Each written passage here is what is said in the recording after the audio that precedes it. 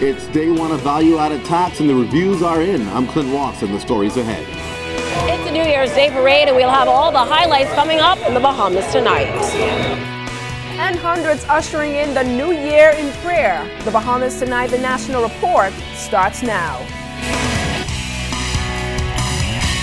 Now in HD.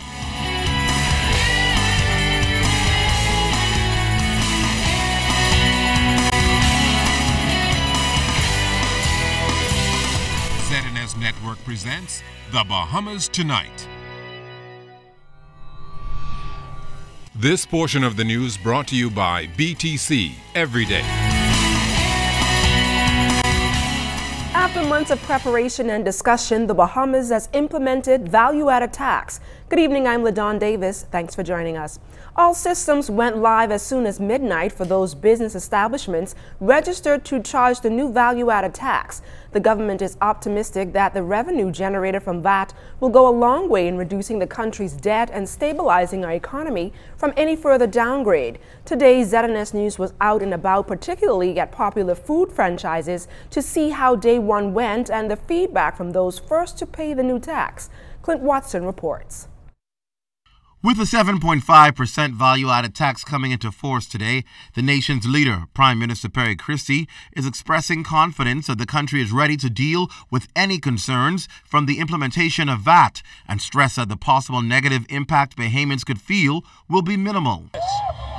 This is January 1st. VAT exists. We are prepared. We are ready for it.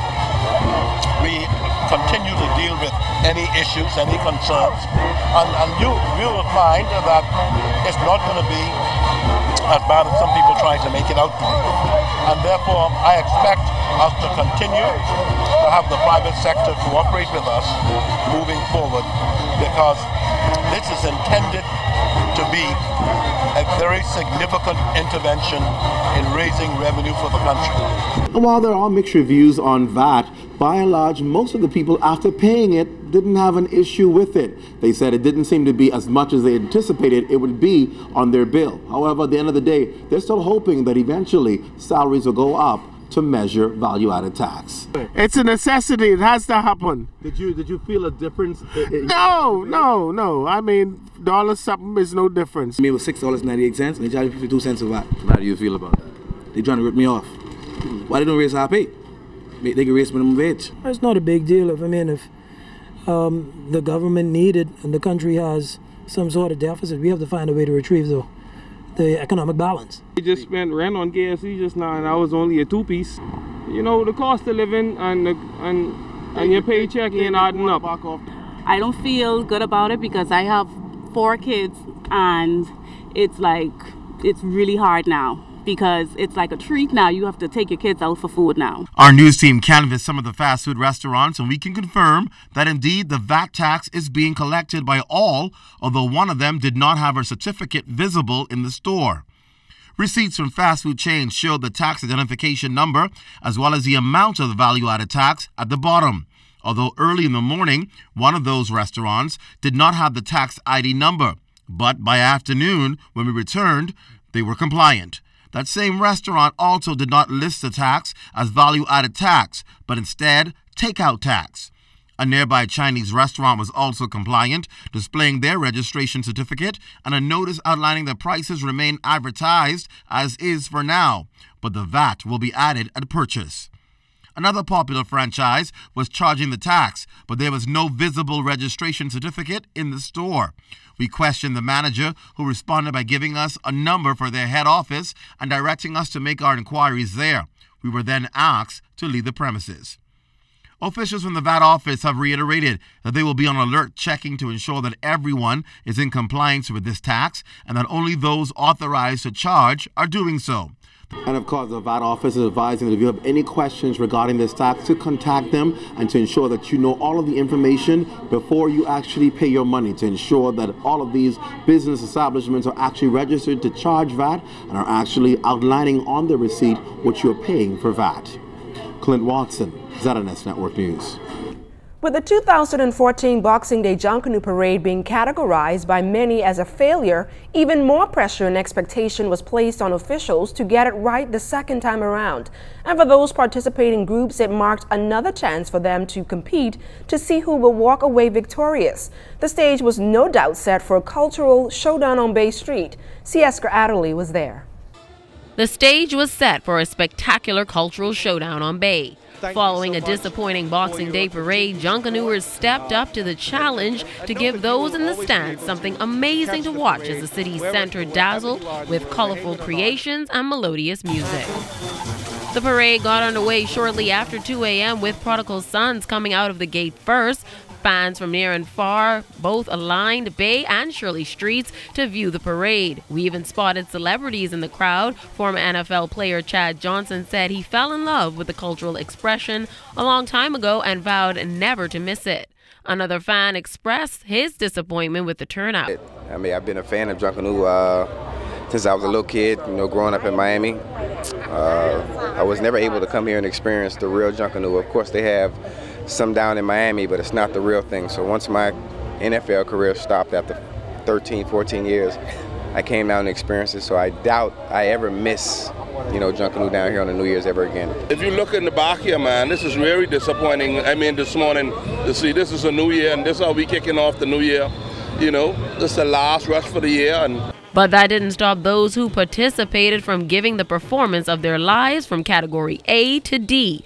And what's a Junkanoo parade without the traditional trash talking between the groups? We got a lot of young talent in this organization, and our persons know when they have done their work. And I think we have done our work in the shop, and we came out here Boxing Day morning and we finalized it. New Year's is the same, and so you can't break our spirit. Our spirit is deeply rooted. Obviously, we weren't happy with our performance on Boxing Day. We come to Bay Street to win. We have a history of winning. We're the most winningest group in Junkanoo. And so we come to Bay Street to win. Winning is everything for us. And so today we have come back to win. We had an informal meeting with the Minister of Works. They got a backup plan. They got the garbage truck, the asphalt man. When we dig this baby up, they can lay it back down. And that's what we're going to throw down today. We should win the parade clear. This would not be a parade where you worry about the judges. This is like in a boxing match, you got to knock out. I continue to send my condolences out to those individuals who are the faithful departed. One family came, the execution of Thame went from earth to heaven, and I'll tell you today it feels for us as a group that we're in heaven.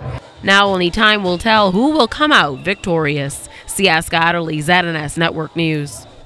Junkanoo officials dubbing the New Year's Day Junkanoo Parade a success. Chairman of the parade management team, Douglas Hanna, noted that all groups ensured that they were ready when the parade began at 2 a.m. this morning. However, he noted that there was a few minor challenges. We probably got a slightly late start with the group coming out first. They had a little difficulty, but not very late. And once that group got started, it was a flow. As far as we can see, this is what should be a normal flow for Junkanoo. One of the biggest roles that we play is trying to get the judges ready, and then we come on Bay Street and try to manage. It's a little late for us, and I've been trying to do that, and that's really, really kind of difficult. And some of the things that happened, the parade, not sure how many could have been avoided. I don't know if there's any could have been avoided on the parade itself. We had some issues with costume. Groups complain about not being able to get on the parade road. So those are some of the things. Junkanoo officials looking at ways to market the New Year's Day parade more successfully to local and international audience. Chairman of the Junkanoo Corporation, Silbert Ferguson, noted that the turnout for the New Year's Day parade is usually around 60%, and he said those numbers remained unchanged this year. He noted that in future efforts will be made to make the parade more interactive in order to boost ticket sales. I think you'll see some changes next year. Next year, we want to make this parade an interactive parade. We want to get everybody in the street. Now, how are we going to achieve that? I don't know. I think the conversation will continue where Junkanoo groups want to integrate the public and corporate Bahamas to join us in the streets, and so that we can have more infusion. And so we will have a probably better showing of participants or our spectators watching the parades. And police are reporting no incidents at this morning's parade. Assistant Commissioner of Police Leon Bethel telling our news team that he credits this to a tight security format that they've adopted. He also pointed out how the entire force is involved when it comes to policing the parade.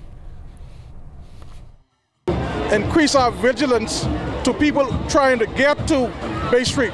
So if someone has an ankle bracelet and we are looking for him, we'll catch him or her before we reach to Bay Street. And you will see a lot of officers along the route at checkpoints at Roscon and Hospital Lane and Market Street and School Lane.